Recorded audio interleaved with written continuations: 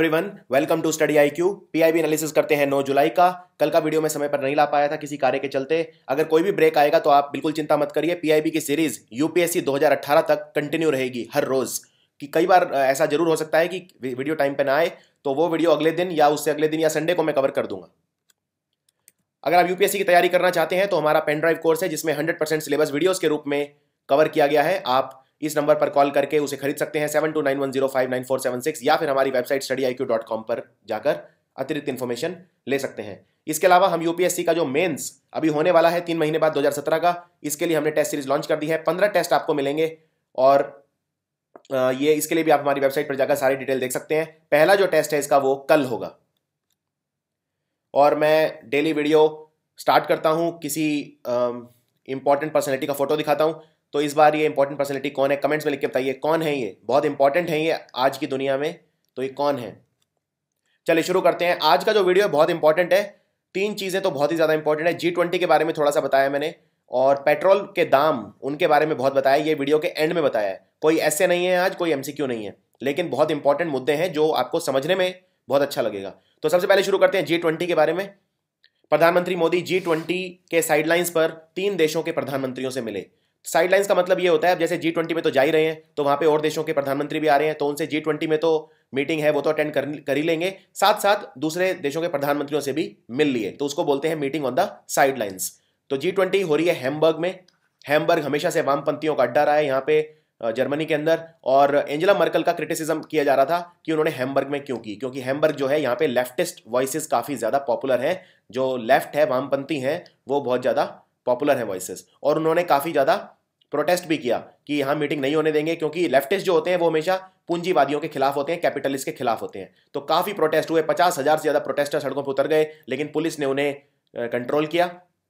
प्रधानमंत्री सबसे पहले मिले कोरिया यानी दक्षिण कोरिया के प्रेसिडेंट, जिनका नाम है मून जाए इन। तो वहां पे जो इससे पहले थी वो थी पार्क गुन हाय, और पार्क गुन हाय बहुत ही बड़े करप्शन स्कैंडल में पकड़ी गई और बहुत ज्यादा कंपनियों को फायदा पहुंचा रही थी। फिर पार्क गुन हाय पे करप्शन के चार्जेस लगे, इनको इंपीच कर दिया वहां की पार्लियामेंट ने, और फिर नए जो इलेक्शन हुए उनमें जीते मून जाए इन। साउथ कोरिया हमारा बहुत क्लोज फ्रेंड है, और ये मीटिंग बहुत इंपॉर्टेंट थी क्योंकि प्रधानमंत्री ने नॉर्थ कोरिया से दुश्मनी मोल ले ली अमेरिका के कहने पे। और नॉर्थ कोरिया की याद रखिए, मिसाइल रेंज के अंदर भारत भी आता है। नॉर्थ कोरिया से हमारा कोई रिश्ता नहीं है, ना ही ज्यादातर दुनिया के देशों का है, लेकिन फिर भी ये जबरदस्ती जो हमने नॉर्थ कोरिया से दुश्मनी मोल ले ली है, ये अच्छा नहीं है। अगर आप एक्सपर्ट्स की माने तो हमें कोई जरूरत नहीं थी कि अमेरिका के कहने पे हम नॉर्थ कोरिया के खिलाफ बयानबाजी करें। खैर, साउथ कोरिया जो है वो भी नॉर्थ कोरिया का दुश्मन है, और हमारा ट्रेड बहुत अच्छा है। साउथ कोरिया की बहुत सारी कंपनी भारत में सामान बेचती हैं, जैसे ह्यूंडई गाड़ियों की कंपनी है, या सैमसंग है, LG है, और बहुत सारी कंपनी है। खैर, और उन्होंने ये कहा कि पहले तो उन्होंने बधाई दी मून जाए इन को प्रेसिडेंशियल इलेक्शंस में जीतने के लिए, और साथ में कई सारे म्यूचुअल कॉपरेशन के एरियाज हैं जिन पे बात हुई। इसके अलावा इटली के प्रधानमंत्री, ये काफी इंपॉर्टेंट है, इटली के प्रधानमंत्री हैं पाओलो जेंटिलोनी, उनसे भी प्रधानमंत्री मोदी मिले, और उन्होंने दोनों देशों के बीच में बायलैटरल रिलेशंस को बढ़ाने की बात की। इतना ही नहीं, वर्ल्ड फूड इंडिया, ये फूड प्रोसेसिंग एग्जीबिशन है जो भारत के अंदर नवंबर के अंदर होगा, और इसमें इटली जो है वो पार्टिसिपेट करेगा, और उन्होंने इनवाइट किया इटली का पार्टिसिपेशन। सो इटली पार्टिसिपेट करेगा, ये कंफर्म हो चुका है। और इटली इंपॉर्टेंट है क्योंकि फूड प्रोग्राम से रिलेटेड इटली में हेडक्वार्टर है। एक तो वर्ल्ड फूड प्रोग्राम का हेडक्वार्टर इटली के अंदर है, रोम इटली की राजधानी है वो, और दूसरा फूड एंड एग्रीकल्चर ऑर्गेनाइजेशन जो यूनाइटेड नेशन की एजेंसी है उसका हेडक्वार्टर भी है रोम में, जो इटली की राजधानी है। तो ये सब याद रखिए। इसके अलावा नॉर्वे स्कैंडिनेवियन कंट्री है, HDI में बहुत आगे है, लिविंग स्टैंडर्ड बहुत अच्छा है यहाँ पे, अमीर देश है, बेसिकली न्यूट्रल कंट्री भी है। तो नॉर्वे के प्रधानमंत्री से भी प्रधानमंत्री मोदी मिले, नॉर्वे के प्रधानमंत्री MS अर्ना, और उन्होंने कहा कि हमें अपने इकोनॉमिक रिलेशंस जो हैं वो काफ़ी ज़्यादा अच्छे करने हैं। इसके अलावा प्रधानमंत्री मोदी ने नॉर्वेन पेंशन फंड को इनवाइट करा कि वो पार्टिसिपेट करे national investment and infrastructure fund जो भारत का है उसके अंदर, और बदले में वहां के जो प्रधानमंत्री हैं उन्होंने मोदी जी को इनवाइट करा कि वो ओशियंस कॉन्फ्रेंस, जो यूनाइटेड नेशन जनरल असेंबली की मीटिंग होगी उसके साइडलाइंस पे ओशियंस कॉन्फ्रेंस होगी, उसमें वो हिस्सा लें। दोनों ने बात करी कि हम सस्टेनेबल डेवलपमेंट गोल्स जो एजेंडा 2030 का हिस्सा है उनको कैसे अचीव कर सकते हैं। और इतना ही नहीं, प्रधानमंत्री सोलबर्ग जो है नॉर्वे के, उन्होंने एक फुटबॉल भी गिफ्ट करी प्रधानमंत्री मोदी को जिसपे सस्टेनेबल डेवलपमेंट गोल्स लिखे हुए हैं। तो 17 सस्टेनेबल डेवलपमेंट गोल हैं जो हमें 2030 तक अचीव करने हैं सारे देशों को। चलिए अब बात करते हैं G20 की। G20 का मतलब क्या होता है? बहुत सारी ऑर्गेनाइजेशन है, तो G20 के अंदर क्या 20 देश हैं इसलिए इसको G20 बोलते हैं? नहीं, ऐसा नहीं है। इसमें 19 देश हैं और साथ में है यूरोपियन यूनियन।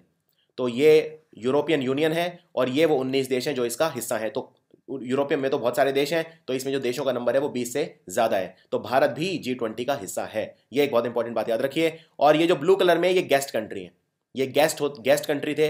नॉर्वे, नेदरलैंड, जो भी आप ये कंट्री देख रहे हैं यहाँ पे, ये सारे कंट्री ये गेस्ट कंट्री थे। जो ब्लू में है, जैसे स्पेन है, गिनी है, सेनेगाल है। अफ्रीका मेनली देखिए G20 में नहीं आता है।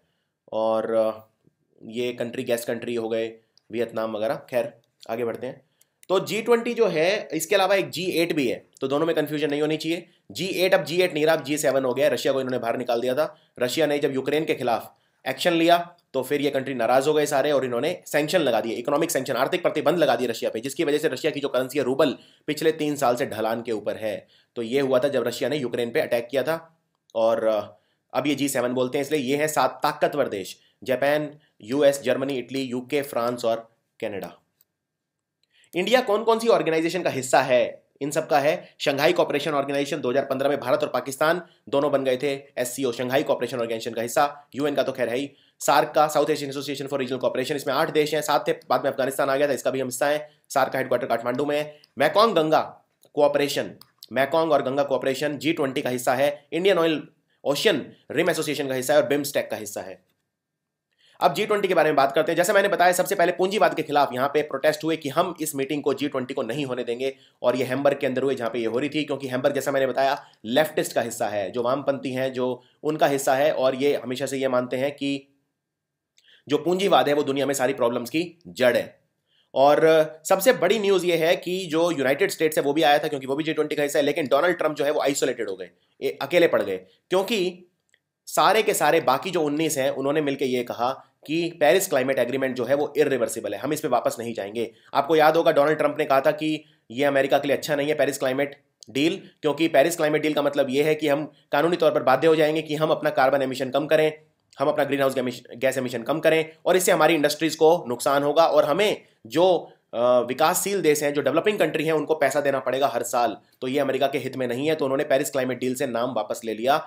और लेकिन बाकी सब ने कहा हम तो इसका हिस्सा हैं, ये इरिवर्सिबल है हमारे लिए। तो डोनाल्ड ट्रंप अकेले पड़ गए, अमेरिका अकेला पड़ गया। तो अमेरिका की जो लीडरशिप पोजीशन है दुनिया में वो कॉम्प्रोमाइज हुई है इससे, याद रखिए। दूसरी बात, एंजेला मर्कल ने खुद अपनी स्पीच में ये कहा कि ये बहुत अशोभनीय है, अनफॉर्चुनेट है कि अमेरिका अलग हो गया है, लेकिन बाकी सारे कंट्री एकजुट हैं और हम जलवायु परिवर्तन के खिलाफ मिलकर काम करेंगे, सबका सपोर्ट है। तो अमेरिका बिल्कुल अकेला पड़ गया। इसके अलावा सब कंट्रीज ने इस बार करप्शन के ऊपर बहुत ध्यान दिया कि हम करप्शन को रोकेंगे, टैक्स इवेजन, टैक्स इवेडेंस, जो भी टैक्स चोरी होती है उससे रोकेंगे। इस पर बहुत ज्यादा चर्चा हुई इस बार G20 के अंदर। तो corruption, tax evasion, terrorist financing, ये एक बहुत बड़ा मुद्दा है। जो टेररिस्ट हैं उनको, जो आईसिस के आतंकवादी ग्रुप हैं वगैरह, उन्हें पैसा कहां से मिलता है? तो ये वो पैसा जो चोरी का पैसा होता है, करप्शन, ब्लैक मनी होता है, वो भी इसमें यूज होता है, मनी लॉन्ड्रिंग। इसलिए हम इन सब पे काबू पाएंगे। और जर्मनी का इसमें काफी बड़ा रोल है, क्योंकि जर्मनी, आपको याद होगा, एंजेला मर्कल जो है काफी उदार है। एंजेला मर्कल ने कहा कि मैं रेफ्यूजी जो हैं उनको जर्मनी में आने दूंगी, और जब ये रेफ्यूजी जर्मनी में आए तो इन्होंने क्या किया, वहां पे बहुत सारी वायलेंस की, रेप, बहुत सारे इस तरह के केसेस हुए। तो एंजेला मर्कल की रेपुटेशन पे काफी फर्क पड़ा। और जब जर्मनी में देखा, जर्मनी ने जब ये देखा कि जब रेफ्यूजीज को हम ले लेते हैं उन पे दया करके, लेकिन वो रेफ्यूजीज फिर आके काफी ज्यादा हमारे कानून के उल्लंघन करते हैं, तो बाकी कंट्रीज ने भी कहा अब हम रेफ्यूजीज को लेने से थोड़ा सा कतराएंगे। और एंजेला मर्कल ने खुद माना कि हाँ, मेरी मिस्टेक थी कि मैंने इतने ज्यादा रेफ्यूजीज को जर्मनी में पनाह दी, शरण दी। इसके अलावा implementation of the international standard on transparency, यानी पारदर्शिता लेके आएंगे हम और इंटरनेशनल स्टैंडर्ड्स का पालन करेंगे, जिससे ब्लैक मनी जनरेशन कम हो।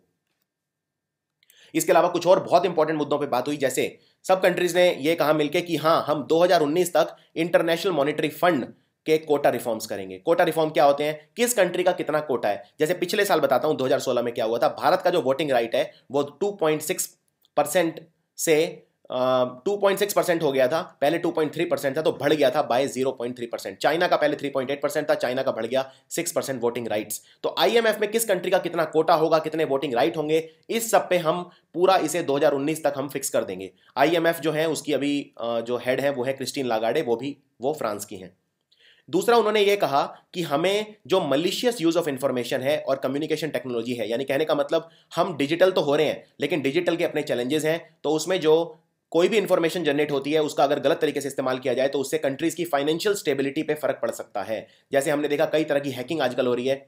और उन्होंने ये भी कहा हम डिजिटल तो हो रहे हैं, लेकिन साथ साथ हमें ये भी हमें कौशल विकास भी करना होगा डिजिटल स्किल्स का, वरना हम डिजिटल नहीं हो पाएंगे। यानी नेसेसरी स्किल्स जो हमारे अंदर होनी चाहिए डिजिटल के लिए, उस पर भी हमें काम करना है। और मार्केट डिस्टॉर्टिंग सब्सिडीज, यानी वो सब्सिडी जो पूरी मार्केट को डिस्टॉर्ट करती हैं, खराब करती हैं, उनको भी हमें रिमूव करना है सबको साथ में मिलके।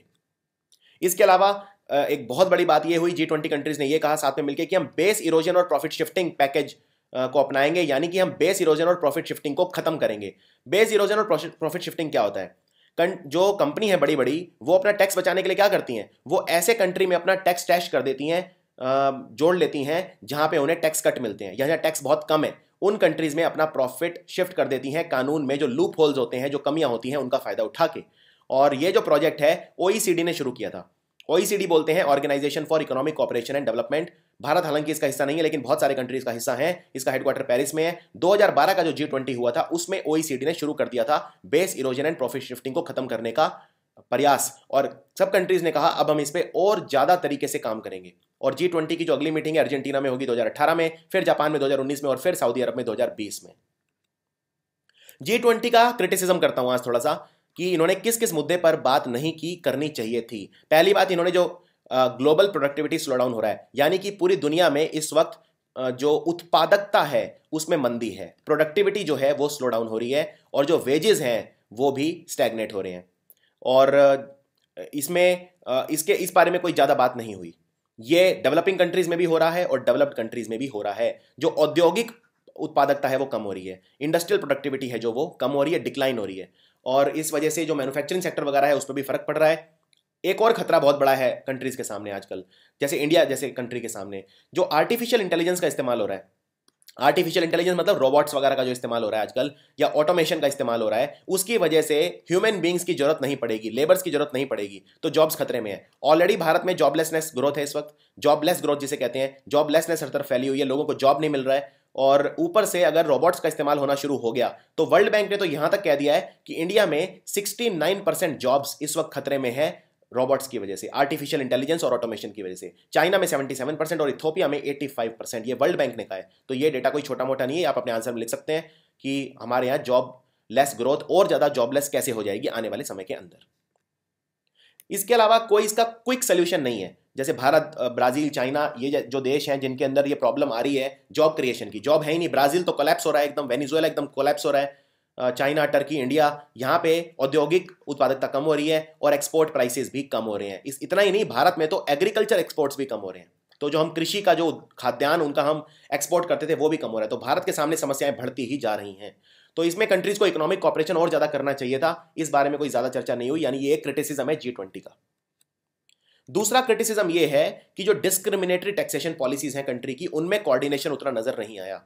यानी कि कहने का मतलब, जो कई कंट्रीज ऐसे हैं जिनमें जो टैक्स सिस्टम्स हैं वो सिर्फ उनको फायदा पहुंचाते हैं और बाकी कंट्रीज के लिए उनके खिलाफ हैं। जैसे चाइना की बात करता हूं, चाइना क्या करता है? चाइना एक तो सस्ते लोन देता है, चाइना का जो सेंट्रल बैंक है अपने बैंक को सस्ता लोन देता है, ये मैंने पिछले वीडियो में बताया था जब मैंने one belt one road cover किया था। एक और चाइना की पॉलिसी है, और वो ये कि चाइना अपने प्रोडक्ट्स पे एक्सपोर्ट ड्यूटी नहीं लगाता है ज्यादा। इस वजह से उनके जो प्रोडक्ट हैं वो सस्ते रहते हैं, तो जब दूसरे देश में वो जाते हैं तो बहुत सस्ते दामों में होते हैं, और दूसरे देश जो है उनके साथ कंपीट नहीं कर पाते। और इसलिए आप देखेंगे चाइनीज प्रोडक्ट हमेशा सस्ते होते हैं, क्योंकि उनकी सरकार उन पे एक्सपोर्ट ड्यूटी ना के बराबर लगाती है।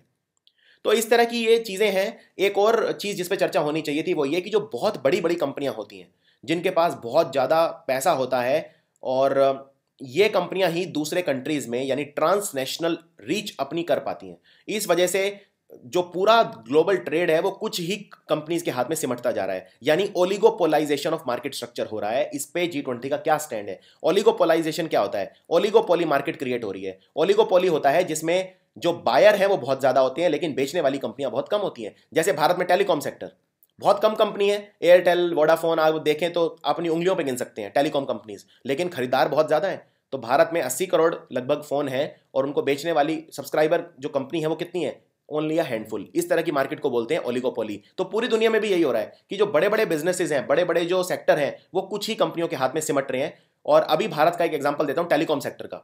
इसका टेलीकॉम सेक्टर जो है, रिटेल सेक्टर जो है, इसमें ये काफी देखा जा रहा है। और भारत का टेलीकॉम सेक्टर अभी बुरी तरह से खतरे में है। खतरे में क्यों है? खतरे में इसलिए है, इसको बोलते हैं twin balance sheet problem. Reserve bank of India की ट्विन बैलेंस शीट प्रॉब्लम और बैंक्स के नॉन परफॉर्मिंग एसेट्स इसकी वजह से खतरे में है। देखिए होता क्या है, जब किसी कंट्री में कोई बूम आता है, बूम मतलब कोई भी इंडस्ट्री बहुत ऊपर की तरफ जाती है, तो उस दौरान बैंक क्या करते हैं, बैंक्स को लगता है कि हाँ भाई ये इंडस्ट्री तो बहुत अच्छा ग्रो कर रही है, इसमें हम सस्ते लोन दे देते हैं, जल्दी जल्दी लाखों करोड़ों रुपए का लोन बैंक दे देते हैं कंपनीज को, और उसमें ज्यादा सोचते नहीं है उन कंपनियों की क्षमता से कहीं अधिक, क्योंकि बैंक्स को ये लगता है अभी तो ये सेक्टर ग्रो कर रहा है, बाद में कमा लेंगे, और कंपनीज को भी ये लगता है कि अभी हम सस्ते दामों में मार्केट कैप्चर करते हैं और बाद में जब एक बार हमारा बेस बन जाएगा तब हम फैला लेंगे। तो टेलीकॉम मार्केट में क्या हुआ, भारत की टेलीकॉम मार्केट के अंदर जो एक कंपनी थी, वोडाफोन है, भारती एयरटेल है, इन्होंने सस्ते दामों में अपना कर्ज उठा उठा के लोगों को बेचना स्टार्ट कर दिया, और आज लगभग 100 करोड़ से ज्यादा भारत में कनेक्शन है, टोटल 80 करोड़ से ज्यादा मोबाइल फोन है भारत के अंदर, यानी पूरे में फैल गए। लेकिन जब कमाने का वक्त आया तो अब रिलायंस जियो आ गया, यानी इसने कर दिया डिसरप्टिव इनोवेशन, इसको बोलते हैं डिसरप्ट कर दो मार्केट को। तो अब इन कंट्री, अब ये जो है इन पे कई सौ हजारों लाखों करोड़ रुपए का लोन है टेलीकॉम कंपनीज पे, और अगर सरकार ने बेल आउट नहीं किया इन्होंने इन कंपनीज को, तो टेलीकॉम सेक्टर हमारा बर्बाद हो जाएगा।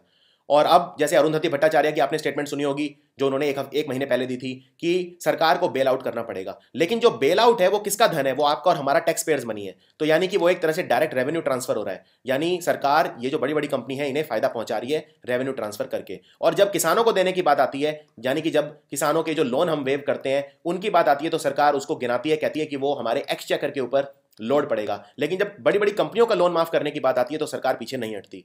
तो ये एक चीज है जो आपको समझनी चाहिए कि हमारे यहाँ किसान जो है उनको किस तरह से अंडरमाइन किया जा रहा है इंडस्ट्रीज के कंपैरिजन में। और जो बैंक हैं उनमें नॉन परफॉर्मिंग एसेट फिर जमा होने स्टार्ट हो जाते हैं, वो इसीलिए कि जब बूम आता है तो बैंक बहुत ज्यादा लोन दे देते हैं और वो लोन वापस नहीं होते। देखिए जब आप बैंक से लोन लेते हैं तो आपको इंटरेस्ट के साथ वापस देना है, ठीक है, यानी आपके पास डेट आ गया, अब आपने जो बैंक से लोन दिया है आपको उससे पे प्रॉफिट कमाना पड़ेगा, तभी तो आप बैंक को वापस देंगे इंटरेस्ट के साथ। तो जो डेट आपने उठाया उस पे आपको कमाना है, इसको बोलते हैं डेट सर्विसिंग। तो जिन कंपनीज ने बैंक से डेट ले लिया उनको डेट सर्विसिंग करनी पड़ती है, वरना वो बैंक को इंटरेस्ट के साथ पैसा वापस नहीं पहुंचा पाएंगी, और ज्यादातर जो ये कंपनियां हैं ये लॉस में चली जाती हैं, यानी डेट सर्विसिंग नहीं कर पाती। तो बैंक्स के पास क्या हो गया, प्रॉब्लम क्या हो गई, अब इसमें प्रॉब्लम ये हो गई बैंक्स के पास धन कम बचा, क्योंकि बैंक के पास पैसा वापस नहीं आया, यानी बैंक के एसेट्स कम हो गए। अगर बैंक के एसेट कम हो गए तो बैंक की कमाई भी कम हो जाएगी, क्योंकि बैंक के पास पैसा ही कम है तो बैंक इंटरेस्ट पे किसको देगा फिर, यानी बैंक के एसेट धीरे धीरे कम होते जा रहे हैं, और कंपनीज के जो कंपनी के पास वो पैसा जो कंपनीज को देना है वो बढ़ता जा रहा है, इसीलिए बैंक के जो नॉन परफॉर्मिंग एसेट हैं वो बढ़ते जा रहे हैं, इसको बोलते हैं ट्विन बैलेंस शीट प्रॉब्लम। तो ये सबसे बड़ी समस्या है भारत में, ट्विन बैलेंस शीट प्रॉब्लम। और इसकी उत्पत्ति कहां से होती है, बैंक्स में नॉन परफॉर्मिंग एसेट बढ़ते क्यों है, इसकी शुरुआत कहां से होती है, जब भी कोई बूम आता है तब बैंक आसानी से लोन दे देते हैं और बाद में वो वापस नहीं आता।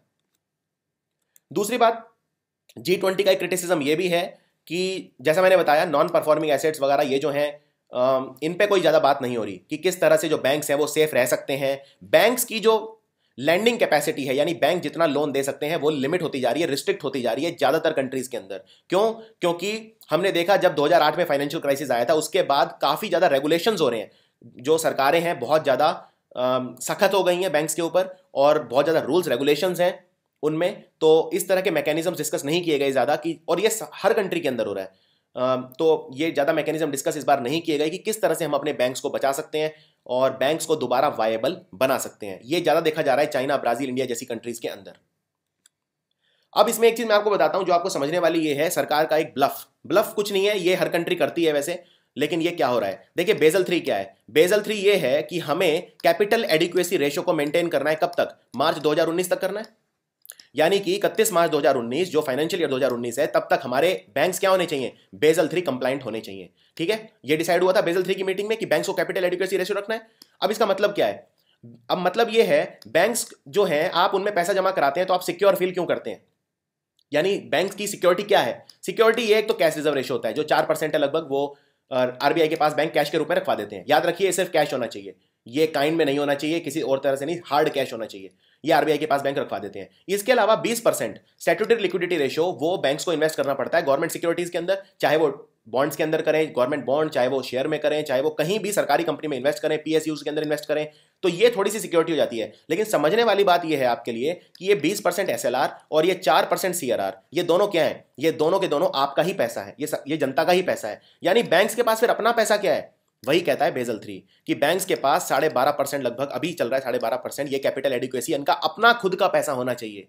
अब एक बात बताइए, अगर बैंक्स के अंदर बैड लोन्स बढ़ते जा रहे हैं, नॉन परफॉर्मिंग एसेट बढ़ते जा रहे हैं, तो क्या होगा, बैंक्स को ये क्लियर करने पड़ेंगे, और क्लियर करने का एक तरीका अच्छा ये है, एसेट रिकंस्ट्रक्शन कंपनी को दे दो, क्योंकि एसेट रिकंस्ट्रक्शन कंपनी को ये बैड लोन्स सरकार इन्हें दिखा सकती है कि ये नॉन बैंकिंग फाइनेंशियल कंपनी है, तो हमारे बैंक्स हो गए कंप्लायंट। लेकिन एक तरह से जनता को बेवकूफ बनाने का तरीका है, ये बेसिकली जो बेजल 3 है उसको एक तरह से चीट करने का तरीका है। एसेट रिकंस्ट्रक्शन कंपनी बैंक के पास जाती है, मान लीजिए बैंक ने 100 करोड़ रुपए का लोन दिया किसी को, तो एसेट रिकंस्ट्रक्शन कंपनी उसके पास जाएगी और बैंक को कहेगी मेरा ये जो 100 करोड़ उधार है ये आपने इस पर्सन को दिया है एबीसी को, और ये लग नहीं रहा आपको वापस आएगा, मैं इसको 100 करोड़ की बजाय 50 करोड़ में आपसे खरीद लेता हूं। तो बैंक सोचेगा ठीक है 100 करोड़ तो आना नहीं, कम से कम 50 करोड़ ही आ जाए, कुछ आ ही जाए। तो एसेट रिकंस्ट्रक्शन कंपनी क्या करती है, बैंक का जो उधार है अपने सर पे ले लेती है एट अ प्रॉफिट, और फिर एसेट रिकंस्ट्रक्शन कंपनी जो ये पर्सन है एबीसी इसको ऑफर देती है कि चलो आप 100 की बजाय 60 दे दो, तो बीच में हम 10 करोड़ कमा लेंगे। तो ये होती है एसेट रिकंस्ट्रक्शन कंपनी। लेकिन एसेट रिकंस्ट्रक्शन कंपनी हमने देखा ये भी पैसा नहीं निकलवा पाती और ये सब लॉसेज में जा रही है। लेकिन ये एक तरीका ये है, बैंक का जो अपना 100 करोड़ था अब उसमें कम से कम 50 करोड़ का जो नॉन परफॉर्मिंग एसेट थे जो आ ही नहीं सकते थे वो एआरसी को दे दिए, यानी बैंक ऐसा दिखेगा कि चलो इसके पास बैड लोन कम है, यानी बेसल 3 कंप्लायंट हो गया। तो एक तरह से ये ब्लफ है।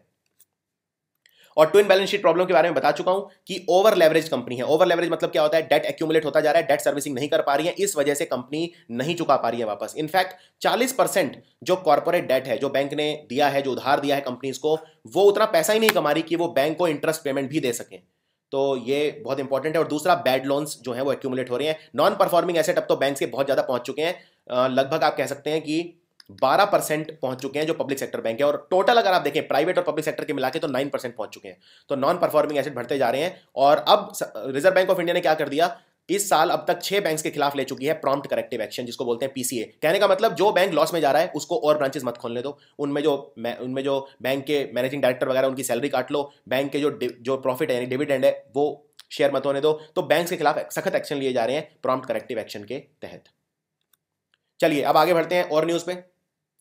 देखिए हमारे देश में फ्लाइट में उड़ना अब कोई बड़ी बात नहीं रह गई। पहले अगर कोई फ्लाइट में उड़ के जाता था कहीं पे तो कहते थे हाँ ये काफ़ी अमीर है और आदर की बात होती थी। अब हर कोई फ्लाइट लेता है कहीं भी जाने के लिए। तो स्कीम चलाई गई है। और विंग्स 2017 ये क्या है, ये बेसिकली एक रीजनल कनेक्टिविटी प्रोग्राम है जो होस्ट हुआ था नई दिल्ली के अंदर अभी अभी। और इसका जो लोगो था वो था, लोगो कह रहा हूँ, जो क्या बोलते हैं टैगलाइन थी वो थी, सब उड़े सब जुड़े। सब उड़े मतलब हर कोई फ्लाइट ले और सब आपस में जुड़े, कनेक्टिविटी जुड़े। इसको बोलते हैं आरसीएस, रीजनल कनेक्टिविटी स्कीम, जिसका नाम है उड़ान, उड़े देश का आम नागरिक। तो हमारे जो नागरिक उड्डयन मंत्री हैं वो हैं अशोक गजपति राजू, और minister of state for civil aviation है श्री जयंत सिन्हा। अब इसमें कुछ चीजें समझने वाली हैं कि ये जो हमारे जो फ्लाइट वगैरह हैं उनकी सरकार हेल्प कैसे कर सकती है, यानी जो हमारे एयरपोर्ट वगैरह हैं उन्हें कैसे जोड़ सकती है। जैसे फॉर एग्जाम्पल मैं एग्जाम्पल देता हूँ दिल्ली से शिमला का। सरकार चाहती है कि दिल्ली से शिमला तक फ्लाइट उड़े, लेकिन इसमें प्रॉब्लम क्या है, क्यों नहीं उड़ सकते। तो इसमें टेम्परेचर की वजह से, और जो रनवे है बहुत छोटा होता है। अगर आप किसी पहाड़ी एरिया पे गए होंगे तो आपने देखा होगा जहां प्लेन उतरता है जो पट्टी होती है बहुत छोटी होती है, तो बहुत बड़े प्लेन नहीं उतर सकते। इनफैक्ट दिल्ली से शिमला की जो कैरिंग कैपेसिटी है प्लेन्स की वो 50 से भी कम है। और इसीलिए अगर एयरलाइन कोई उड़ा रही है दिल्ली से शिमला तक विमान, तो क्या वो प्रॉफिट में जाएगी? वो नहीं जाएगी। इसलिए सरकार को उसकी मदद करनी पड़ेगी, सरकार को सब्सिडी देनी पड़ेगी, या सरकार को जो उसका नुकसान हुआ है वो चुकाना पड़ेगा। तो ये मैं डिटेल में बताता हूं आपको। तो विंग्स 2017 के दौरान किस किस बारे में बात हुई, इसमें सबने पार्टिसिपेट किया। जो हमारी कंपनी है इंडिगो वगैरह, ये जो ऑपरेटर कंपनियां हैं उन्होंने पार्टिसिपेट किया, एयरलाइन कंपनियों ने पार्टिसिपेट किया, टूर ऑपरेटर्स ने पार्टिसिपेट किया, एयरपोर्ट ऑपरेटर, कार्गो सब ने आपस में बात की कि हम वैल्यू चेन किस तरह से बना सकते हैं और किस तरह से इस सेक्टर को वायबल बना सकते हैं। अब इसमें देखिए सरकार क्या क्या कर रही है। सरकार किस तरह से मदद कर रही है एयरलाइन ऑपरेटर की, यानी इंडिगो है, गो एयरलाइन है, जेट एयरवेज है, इनकी मदद कैसे कर रही है। सबसे पहला under writing of seats. Under writing of seat क्या होता है, अब मैं अगर दिल्ली से शिमला तक फ्लाइट उड़ा रहा हूं, उसमें कैपेसिटी 50 की है और बैठ गए 15 लोग, 35 सीट खाली चली गई, तो मेरा तो नुकसान हो गया। यानी सरकार ये कहती है कि मैं आपकी मिनिमम गारंटी ले लेती हूं, आपका नुकसान नहीं होंगे, आपका जो लॉस या डैमेज होगा वो मैं इंश्योर कर दूंगी। इसको बोलते हैं अंडर राइटिंग प्रोसेस। यानी कोई भी ऐसा एग्रीमेंट करना जिसमें अगर आपका नुकसान हुआ तो मैं झेल लूंगा, उसको बोलते हैं अंडर राइटिंग। तो सरकार जो कंपनियां हैं इनको ये बोल रही है कि हम आपकी अंडर राइटिंग कर देंगे। दूसरा, जो ईंधन है वो बहुत महंगा हो रहा है, और ईंधन महंगा होने के बहुत सारे कारण हैं। एक तो ईंधन वैसे ही महंगा है, और दूसरा ईंधन महंगा इसलिए हो जाता है क्योंकि एयर ट्रैफिक बढ़ रहा है। एयर ट्रैफिक बढ़ने की वजह से क्या होता है, अगर कोई प्लेन कहीं उतर रहा है, मान लीजिए दिल्ली में उतर रहा है, तो उसे उतरने की परमिशन नहीं मिलेगी। परमिशन नहीं मिलेगी तो वो ऊपर ही 2-4 चक्कर एक्स्ट्रा लगाएगा और फिर उतरेगा। तो वो 2-4 चक्कर एक्स्ट्रा लगाने में दिल्ली के इर्द गिर्द जबरदस्ती के जो ईंधन है वो महंगा हो जाता है, उससे कॉस्ट बढ़ जाती है और एयरलाइन कंपनीज को नुकसान होता है। दूसरा, जो ईंधन महंगा है उस पर टैक्स कम करने की सरकार ने बात करी है, यानी कि जो एविएशन टर्बाइन फ्यूल है वो हम सस्ता करेंगे। तीसरा VGF, ये सबसे इंपॉर्टेंट चीज है, वायबिलिटी गैप फंडिंग। ये क्या होता है? ये होता है कि मान लीजिए कोई अगर गैप बीच में आ जाता है, फाइनेंशियली वायबल प्रोजेक्ट बनाना मतलब आपको नुकसान ना हो, तो बीच का गैप हम भर देंगे, उसको बोलते हैं वायबिलिटी गैप फंडिंग। अगर मैं कोई कंपनी लगा रहा हूं, 100 करोड़ की कंपनी है मेरे पास, लेकिन 80 करोड़ है, और सरकार देखती है कि 100 करोड़ की कंपनी फाइनेंशियली वायबल है, यानी इससे इसकी ग्रोथ प्रोस्पेक्ट अच्छे हैं, तो सरकार जो बीच का 20 करोड़ है वो लगाने को तैयार है। तो वायबिलिटी गैप जो है वो फंड करने को तैयार है सरकार, और अगर लॉस होता है तो फिर अंडरराइटिंग करने को तैयार है। इसके अलावा नाइट पार्किंग, कंसेशनल इलेक्ट्रिसिटी सस्ते दामों में देंगे, वाटर चार्जेस, इंफ्रास्ट्रक्चर सपोर्ट देंगे, आधारिक संरचना बनाएंगे, airport wise profit, route traffic benefit सारे दिए जाएंगे। ये सब कर रही है एयरलाइन सेक्टर को बढ़ाने के लिए। और क्यों बढ़ाना चाह रही है? इसलिए बढ़ाना चाह रही है क्योंकि 2020 तक अभी दुनिया में हमारा जो नागरिक उड्डयन जो विभाग है या मार्केट है वो 9th है, सब फास्टेस्ट ग्रोइंग एविएशन मार्केट है दुनिया की, India one of the fastest growing. और 2020 तक ऐसा कह रहे हैं कि हमारी जो मार्केट है वो 3rd लार्जेस्ट हो जाएगी। इसके अलावा भारत में 33 अनसर्व्ड एयरपोर्ट हैं। अनसर्व्ड मतलब जहां पे एक भी फ्लाइट नहीं जाती, और एक होता है अंडरसर्व्ड। अंडरसर्व्ड मतलब जहां एक फ्लाइट जाती है। तो बहुत ऐसे एयरपोर्ट हैं जहां पे फ्लाइट्स ही नहीं जाती, बने हुए हैं, बहुत कुछ पुराने बने हुए हैं, कुछ विश्व युद्ध के दौरान बने थे। तो इन एयरपोर्ट्स को जोड़ा जाएगा, इन जगह पे फ्लाइट जाएंगी। तो बहुत सारे एयरपोर्ट बनाए जा रहे हैं, जैसे सलेम बन रहा है तमिलनाडु में, अयोध्या में कह रहे हैं फ्लाइट जानी स्टार्ट हो जाएंगी दिल्ली से, और बहुत सारे और हैं। शिमला में पहली फ्लाइट उड़ी उड़ान स्कीम के तहत, शिमला में, दिल्ली से शिमला डायरेक्ट फ्लाइट है, सिर्फ 2000 रुपये में ये फ्लाइट उड़ी थी। तो ये सब की चीजें की जा रही हैं। एयरपोर्ट अथॉरिटी ऑफ इंडिया जो है ये प्लान कर रही है कि 50 एयरपोर्ट अगले 2 सालों के अंदर हम इंप्रूव करेंगे रीजनल और रिमोट एयर कनेक्टिविटी के लिए। जैसे केरल, और ये जो मीटिंग हुई विंग्स, इसके अंदर ये डिसाइड हुआ कि स्टेट जो है वो वैट कम कर देंगे, वैल्यू एडिड टैक्स जो हमारा ईंधन के ऊपर लगता है, वैल्यू एडिड टैक्स जो एविएशन टर्बाइन फ्यूल के ऊपर लगता है, 4% से 1%। केरला ने अनाउंस कर दिया है, आंध्र प्रदेश कर रहा है, हरियाणा कर रहा है, पंजाब कर रहा है, ये सब इसको सिर्फ 1% कर रहे हैं। और उड़ान स्कीम के तहत देखिए हमारे यहाँ फ्लाइट सेक्टर अभी बढ़ रहा है, हमारे यहाँ जो आम आदमी है वो भी अब उड़ना स्टार्ट हो गया है फ्लाइट्स में, लेकिन अभी भी बहुत पीछे हैं हम। जैसे हमारा जो पर कैपिटा जो है वो अभी 0.1 ट्रिप्स है पर कैपिटा, यानी पॉपुलेशन के हिसाब से देखें तो एक आदमी भारत का 0.1 ट्रिप लगाता है एक साल में सिर्फ। और अगर चाइना में देखें तो ये 3 गुना है, 0.3 है वहाँ पे।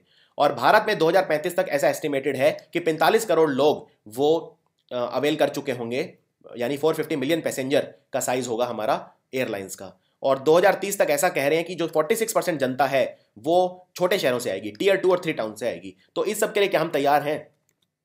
तो इसके लिए एक, जैसे मैंने आपको दिल्ली शिमला वाला एग्जांपल दिया था कि वहां जो विमान पट्टी है उसकी लेंथ कम है, हाइट कम है, और टेम्परेचर रिस्ट्रिक्शंस वगैरह हैं, इनकी वजह से सिर्फ 48 पैसेंजर जा सकते हैं दिल्ली से शिमला, और रिटर्न में सिर्फ 15 पैसेंजर आ सकते हैं। तो इससे नुकसान होगा, तो सरकार जो है वो कंपनसेट करेगी लॉस को विद वायबिलिटी गैप फंडिंग। और अगर सीट्स बिल्कुल ही कम ऑक्यूपेंसी होती है, जैसे फॉर एग्जांपल मैं दिल्ली से अभी मैंने धर्मशाला की फ्लाइट ली थी, तो बहुत छोटा सा प्लेन था, छोटा तो होगा क्योंकि अगेन वहां पे रिस्ट्रिक्शंस हैं, और उसमें लगभग हाफ से ज़्यादा सीट खाली पड़ी हुई थी। तो जो इंडस्ट्रीज़ हैं, जो एयरलाइन कंपनी है, क्या वो उड़ाना पसंद करेंगी दिल्ली से धर्मशाला? तो इसके लिए सरकार को वायबिलिटी गैप फंडिंग करनी होगी। तो सरकार 3000 रुपये पर सीट के हिसाब से उन्हें ये कर रही है। उसके अलावा VGF बेसिकली जो कंपनी जितना रेवेन्यू एक्सपेक्ट कर रही हैं और जो कॉस्ट ऑफ एयरलाइन ऑपरेशंस है उनके बीच में जो गैप है वो सरकार भुगतान करेगी कंपनीज को। पहली फ्लाइट उड़ी थी शिमला से दिल्ली, जैसा मैंने बताया उड़ान स्कीम के तहत, और इसमें टियर 2 और 3 टाउन्स जो हैं उन्हें अफोर्डेबल प्राइस पे फ्लाइट्स अवेलेबल होंगी। इसके लिए कैप कर दिया गया है कि अगर आपकी 500 किलोमीटर तक 1 घंटे की मतलब अगर कोई जर्नी है तो आप उस पर 2500 रुपये से ज़्यादा प्राइस चार्ज नहीं कर सकते, कम से कम 50% ऑफ योर सीट्स के लिए। और ये जो स्कीम है इसमें ये अनाउंस किया हमारे civil aviation minister Ashok Gajapathi Raju ने कि 33 डेस्टिनेशन है जो कनेक्ट किए जाएंगे। बेसिकली ये अंडर सर्व्ड और अनसर्व्ड एयरपोर्ट्स हैं। अब एक कुछ और एक्स्ट्रा चीज़ें आपको बताता हूँ। आपने विमान में देखा होगा आप इंटरनेट यूज़ नहीं कर सकते, तो ज़्यादातर कंट्रीज में आप कर सकते हो। इंडिया, नॉर्थ कोरिया, ये सब कुछ ऐसे कंट्री हैं जिनमें विमान के अंदर वाईफाई सर्विसेज यूज़ नहीं कर सकते आप।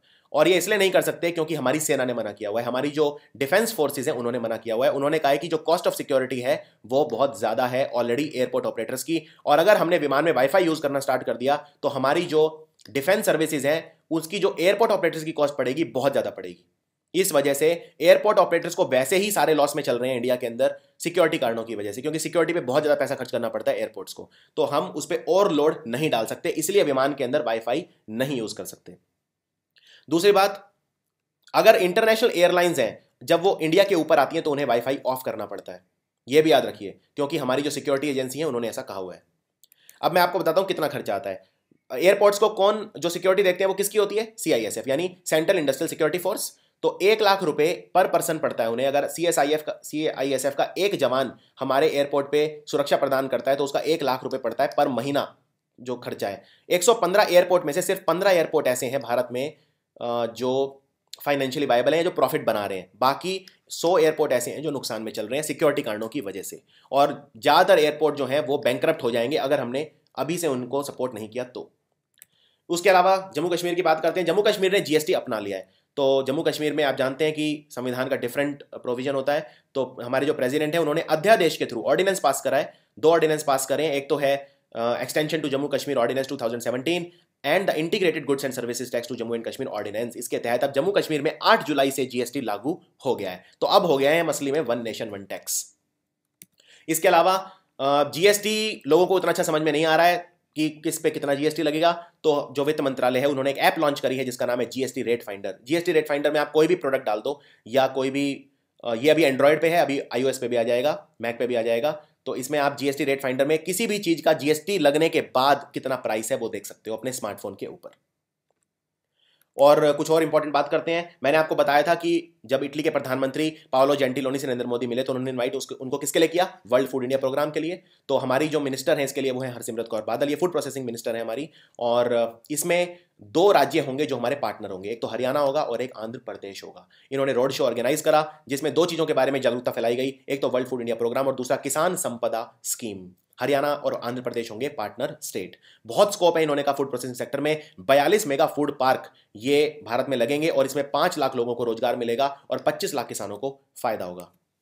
दूसरा, फार्मर इनकम हमें डबल करनी है 2022 तक, ये भी टारगेट है। संपदा स्कीम के तहत फार्मर जो है वो काफी बेनिफिट करेंगे, खासकर जो छोटे फार्मर हैं वो बेनिफिट करेंगे। हमारा जो फूड सेक्टर है इंडिया का, खाद्यान्न, वो 3 गुना हो जाएगा 2020 तक, और इसके लिए वर्ल्ड फूड इंडिया किया गया है। यहाँ पे बहुत सारे कंट्री आएंगे और इसमें हिस्सा लेंगे और हमारे किसान उनसे इंटरेक्ट कर सकते हैं। वर्ल्ड फूड इंडिया है क्या? ये ministry of food processing industries द्वारा लगाए जाने वाला एक प्रोग्राम है। इसे CII भी साथ में मिलकर कर रही है, कन्फेडरेशन ऑफ इंडियन इंडस्ट्री। 3 से 5 नवंबर 2017 के अंदर ये होगा। इसमें इंटरनेशनल और इंडियन जो कंपनी है आपस में मिलेंगी और फूड प्रोसेसिंग वगैरह पे चर्चा करेंगी, खाद्यान्नों के ऊपर बात करेंगी, किसानों का कैसे वेलफेयर हो सके इस पर चर्चा होगी। इसमें इन्वेस्टर्स आएंगे, मैन्युफैक्चरर्स आएंगे, फूड प्रोसेसर आएंगे, पॉलिसी मेकर सब आएंगे पूरी दुनिया से। और इसमें इटली कंफर्म हो गया है, ये हमारा फोकस कंट्री होगा, और हरियाणा और आंध्र प्रदेश होंगे पार्टनर कंट्रीज, पार्टनर स्टेट्स। इसके अलावा मैंने आपको बताया था गरीब Nawaz skill development centre Hyderabad में पहला लग गया है, और 100 लगेंगे, पूरे 100 डिस्ट्रिक्ट्स के अंदर लगेंगे। भारत में 100 कौशल विकास सेंटर लगेंगे। गरीब नवाज माइनॉरिटी जो हमारे अल्पसंख्यक समाज है उनके लिए लगेंगे। और एक और स्कीम स्टार्ट की गई है, तहरीके तालीम। तालीम मतलब शिक्षा, तो तहरीके तालीम शिक्षा क्या है? तहरीके तालीम स्कीम ये है कि इसमें ये अक्टूबर 15 को स्टार्ट होगी।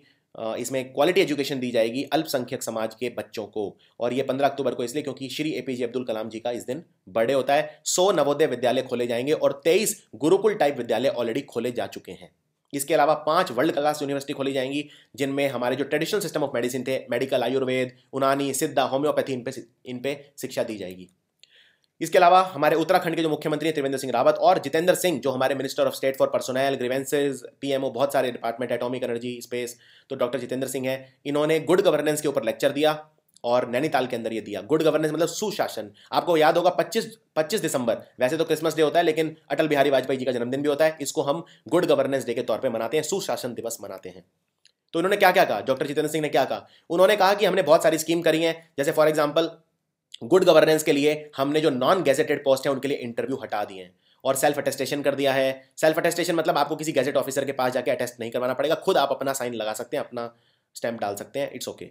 और उसके बाद कौशल विकास केंद्र खोले गए हैं। ये सब कुछ हमारे इंपॉर्टेंट चीज़ें जो हमने करी हैं, स्किल टेस्ट वगैरह हमने ये सब करे हैं। इसके अलावा भारत की 65% जनता ऐसी है जो 40 साल से नीचे है, यानी यंग कंट्री है हम काफ़ी। और यंग कंट्री में हमने जो नए रोजगार है, नवीन उद्योग है, उनको बढ़ावा देने के लिए कैपिटल वेंचर फंड दिया है। अगर आपको कोई बिजनेस लगाना है, पैसों की दिक्कत आ रही है, तो ये कैपिटल वेंचर फंड्स जो हैं ये आपकी मदद करेंगे। और उन्होंने ये भी कहा कि हमने जो CP ग्राम पोर्टल शुरू करा था, यानी कि जो शिकायतों के निवारण के लिए public grievances redressal and monitoring system, जिसको बोलते हैं CP ग्राम, इसके तहत 80 से 90% शिकायतों का निवारण ऑलरेडी कर दिया गया है।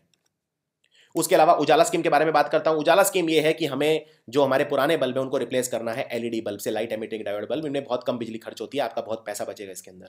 तो उजाला जो है ये GST के बाद बल्ब महंगे नहीं किए गए हैं, लेकिन जो प्राइसेस हैं इनको रिवाइज कर दिया गया। मैं बता देता हूं, जैसे 9 वाट LED बल्ब, ये आपको याद रखनी जरूरी है कितना कितना प्राइस है, बस आप ये याद रख लीजिए कि जो उजाला है उसके तहत एनर्जी एफिशिएंसी सर्विसेज लिमिटेड ने जो प्राइस रखे थे, तो ये कंज्यूमर्स ने अपील की थी सबने कि वो प्राइस बढ़ाए नहीं जाएं उजाला स्कीम के तहत। उजाला की फुल फॉर्म है Unnat Jeevan by affordable LEDs and appliances for all, यानी उजाला। तो ये है क्या ये स्कीम?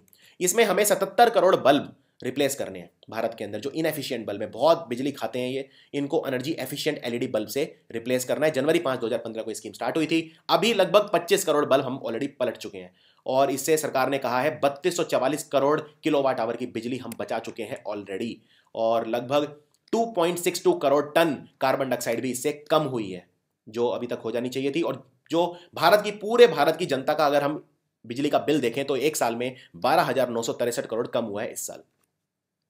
अब बात करते हैं पेट्रोल की। ये हमारा आज का मुख्य मुद्दा है, इस पे डिटेल में चर्चा करूंगा कि पेट्रोल में क्या चल रहा है। अभी तो खैर हमारे जो पेट्रोल मंत्री हैं धर्मेंद्र प्रधान है, ये उड़ीसा से हैं, ये अभी जाएंगे वर्ल्ड पेट्रोल कांग्रेस में। 3 साल में एक बार होती है वर्ल्ड पेट्रोल कांग्रेस, ये इस्तांबुल के अंदर होगी, टर्की के अंदर 22वीं होगी, ट्राई एनुअल होती है, मतलब 3 साल में एक बार। अब इसमें किन किन मुद्दों पर चर्चा होगी, इन पे ये 2 मीटिंग्स करेंगे, 2 सेमिनार देंगे। एक तो होगा करंट इकोनॉमिक स्ट्रेटेजीज और सप्लाई एंड डिमांड चैलेंजेस के ऊपर। वर्ल्ड ये जो कांग्रेस है इसमें सब लोग आते हैं, बड़ी बड़ी कंपनी के सीईओज आते हैं, मंत्री आते हैं, जैसे हमारे पेट्रोलियम मिनिस्टर जा रहे हैं, दूसरी कंट्रीज के भी आएंगे, मल्टीनेशनल कंपनी आती हैं, ऑयल एंड गैस कंपनी आती हैं, जैसे रशिया की है रोसनेफ्ट है, गैसप्रोम है, इस तरह के भारत की जाएंगी, oil and natural gas corporation, ये सब कंपनी भी पार्टिसिपेट करती हैं। अब पेट्रोल के बारे में अगर मैं बात करूं तो पेट्रोल जीएसटी के बाहर है। पेट्रोल से बहुत ज़्यादा अर्निंग होती है, सरकार की ज़बरदस्त अर्निंग होती है 2 चीज़ों की वजह से, एक एक्साइज ड्यूटी की वजह से और एक वैट की वजह से। बहुत ज़्यादा एक्साइज ड्यूटी सरकार लगाती है और बहुत ज़्यादा वैट लगाती है, और जनता को कोई फ़ायदा नहीं मिलता है। जैसे अंतर्राष्ट्रीय बाजार में पेट्रोल के दाम कम हो रहे हैं लेकिन हमें फ़ायदा नहीं मिल रहा है। अब पेट्रोल में क्या क्या बदलाव आ रहे हैं, आपने देखा होगा पेट्रोल के पंप, जो पेट्रोल पंप के मालिक हैं वो हड़ताल पे क्यों हैं इतने टाइम से? क्योंकि वो ये कहते हैं कि पेट्रोल अब ये एक प्रॉफिटेबल धंधा नहीं रहा। और क्यों नहीं रहा? क्योंकि हर रोज प्राइस रिवाइज होते हैं। देखिए पहले 15 दिन में एक बार प्राइसेस चेंज होते थे पेट्रोल और डीजल के, अब हर रोज होते हैं सुबह 6 बजे। तो ये रोज रोज की उसकी वजह से होने से हमारा पूरा धंधा चौपट हो गया है। तो पेट्रोल पंप के मालिक हड़ताल पे हैं, ये पूरे देश में हड़ताल चल रही है। और सरकार ने ये पहले जो 15 दिन में प्राइस रिवाइज होते थे अब रोज होते हैं, तो ये 15 दिन में जब होते थे तो सिर्फ 5 पहले सिटीज के अंदर पायलट प्रोजेक्ट किया था, यानी देखते हैं 5 सिटीज में करके कि सही से चल रहा है या नहीं। उदयपुर, जमशेदपुर, विशाखापट्टनम, चंडीगढ़ और पुडुचेरी। फिर सरकार ने पूरे कंट्री में कर दिया है 15 जून से। तो सरकार ने क्यों किया है? सरकार ने यह कहा है अंतर्राष्ट्रीय बाजार में, देखिए हम अपना 80% पेट्रोल खरीदते हैं, ये आप समझ लीजिए। बहुत सारे देशों से खरीदते हैं, ईरान से खरीदते हैं, नाइजीरिया से खरीदते हैं, बहुत सारे देशों से हम अपना पेट्रोल खरीदते हैं। अब 80% पेट्रोल भारत खरीदता है अपना दूसरे देशों से, भारत में तेल कम है। अब सरकार ये कह रही है कि जो हम दूसरे देशों से तेल खरीदते हैं, अगर दूसरे देशों में तेल के दाम कम होते हैं तो अगर हम रोज रोज ही उसको बदलेंगे तो उससे बिल्कुल रियल टाइम यानी बिल्कुल रोज रोज बेनिफिट होगा डीलर्स को। लेकिन ये सरकार का बहुत बड़ा ब्लफ है और मैं बताता हूं कैसे। पहली बात, पेट्रोल जो मिनिस्ट्री है उसने, जैसा मैंने बताया, अब जो ये पेट्रोल पंप के मालिक हड़ताल पे हैं तो ऑयल मार्केटिंग कंपनी को ये कहा है कि तुम उनका जो कमीशन है वो बढ़ा दो, जिससे उनका लॉस थोड़ी भरपाई हो जाए, और ये 31 जुलाई तक करने को कहा है। यानी कि जो डीलर हैं उनका कमीशन बढ़ा दो, ये कहा है हमारी तेल की कंपनियों को। अब ये ब्लफ क्यों है? ब्लफ पहले मैं ये बताता हूँ कि पिछले इतने सालों से ऑयल प्राइसेस गिर क्यों रहे हैं। तो अभी जो प्राइस हम ले रहे हैं जिसपे वो लगभग $46 पर बैरल है, बैरल मतलब 159 लीटर्स का प्राइस है ये। और इसमें सऊदी अरब का रोल है। सऊदी अरब के पास बहुत पैसा है, बहुत तेल है, तो ये बाकी जो कंट्रीज हैं उनको आउट प्राइस करना चाह रहा है, यानी सबसे सस्ता तेल ये दे रहा है जिसे बाकी कंट्रीज जो हैं, देखिए सऊदी अरब जो है इसके पास पैसा बहुत है, लेकिन बहुत सारे कंट्री ऐसे हैं तेल बेचने वाले, जैसे वेनेजुएला है, अंगोला है, ये छोटे छोटे कंट्री हैं, इनकी इकोनॉमी तेल पे ही चलती है। वेनेजुएला की 65% इकोनॉमी सिर्फ पेट्रोल से चलती है। तो सऊदी अरब ये जानता है कि अगर ये कंट्री कोलैप्स हो जाए तो फिर यही बचेगा सिर्फ, और फिर ये पूरी दुनिया को ऑयल सप्लाई करेगा। तो छोटे छोटे देशों को खा रहा है, बड़ी मछली छोटी मछली को खा रही है।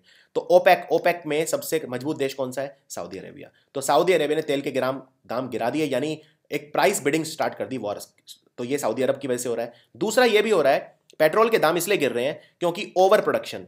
देखिए जो तेल बनाने वाली कंट्री है ये तेल बनाती जा रही है, और इकोनॉमिक्स का एक बेसिक रूल है सप्लाई और डिमांड बढ़ नहीं रही, सप्लाई बढ़ती जा रही है, तो तेल के दाम गिर रहे हैं। कंट्रीज जो ओपेक की हैं आपस में लड़ रही हैं, organisation for petroleum exporting country, तेल निर्यात करने वाले देश आपस में लड़ रहे हैं कि कौन तेल बेचे, तो वो प्राइस गिराए जा रहे हैं। वेनेजुएला कोलैप्स हो चुका है, अंगोला वगैरह में बहुत दिक्कत आ रही है, ईरान आप जानते ही हैं। तो और दूसरा, ईरान पे आर्थिक प्रतिबंध हट गए हैं, तो ईरान का भी जो तेल था वो भी जुड़ गया है। अब अमेरिका ने अपना शेल ऑयल निकालना स्टार्ट कर दिया, तो वो भी, और मतलब दुनिया में पेट्रोल इतना ज्यादा हो गया और खरीदने वाले बहुत कम है। तो खरीदने वाले जो देश हैं जैसे भारत है, चाइना, जापान, इन सब में पेट्रोल की डिमांड स्टैटिक है, कोई बढ़ी नहीं है। और दूसरी बात, यूरोप की डिमांड कम हो गई है। तो पहले ऐसा सोचा था कि भाई दुनिया में गाड़ियां बढ़ती जा रही हैं तो पेट्रोल की डिमांड बढ़ती जाएगी, ऐसा कुछ नहीं है। बहुत सारे, एक तो पेट्रोल इफेक्टिव गाड़ियां आ गई हैं, पहले माइलेज 10 होती थी तो 20 हो रही है, दूसरा इलेक्ट्रिसिटी और ऑल्टरनेट सोर्सेज ऑफ एनर्जी आ रहे हैं, सौर ऊर्जा से चलने वाली गाड़ियाँ आ रही हैं, अब इलेक्ट्रिसिटी से चलने वाली गाड़ियाँ आ रही हैं, और जो बाकी मैकेनिज्म्स हैं वो भी आ रहे हैं। तो पेट्रोल की डिमांड कम होती जा रही है पूरी दुनिया में, तेल के दाम गिरते जा रहे हैं। अब मैं आपको ये बताता हूँ, पहले $100 पर बैरल था, यानी 159 लीटर का जो प्राइस था, जो सरकार एक बैरल खरीदती थी $100 में खरीदती थी, और मनमोहन सिंह जी के टाइम में तो बहुत महंगा था, $130 इतने में खरीदती थी। पिछले 3 सालों में जो तेल के दाम है $100 से लगभग अब कितने हो गए हैं, $47 पे हम खरीद रहे हैं लगभग। ठीक है, ये बिल्कुल लेटेस्ट बता रहा हूँ आपको, जून की बैलेंस शीट दिखाता हूँ आपको। तो $47 में हम खरीद रहे हैं, लेकिन प्राइस पेट्रोल का वही है। आज भी पेट्रोल का प्राइस दिल्ली में ₹65 के आसपास है, और जब पहले 3 साल पहले भी इतना ही था, ₹65 इतना ही था लगभग। तो ये हमारे लिए सस्ता क्यों नहीं हो रहा है?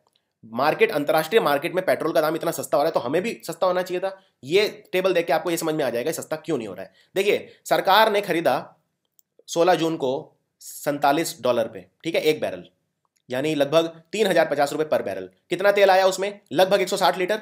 अब डिवाइड कर लो, 3050 में हमने खरीदा, ₹3050 में हमने 160 बैरल, तो 1 लीटर की कॉस्ट कितनी पड़ी सरकार को? ₹19 पड़ी सिर्फ।